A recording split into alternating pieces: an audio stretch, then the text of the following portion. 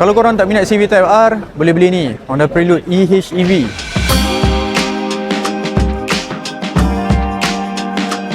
Prelude ni masih lagi guna front wheel drive layout, cuma Prelude ni hybrid.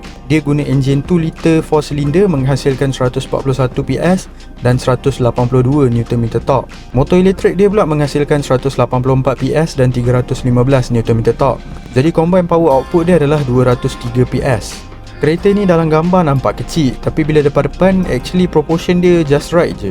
Tak besar, tak kecil, panjang keseluruhan dia 4522 mm. Hampir 300 mm lagi panjang daripada Toyota JR86. Honda Prelude ni macam gabungan antara Civic RS EHEV dan juga Civic Type R FL5. Powertrain dia sama dengan Civic RS EHEV, tapi suspension system dia dengan braking system dia sama dengan Civic Type R FL5. Suspension depan dia ada dual axis strut dan dampers dia pun adaptif. Brake dia pun brake Brembo.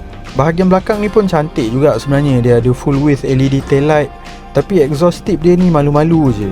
Booking untuk Honda Prelude ni dah open dah, cuma kita tak tahu lagi harga dia. Korang rasa berapa harga yang okey untuk Honda Prelude EHEV ni?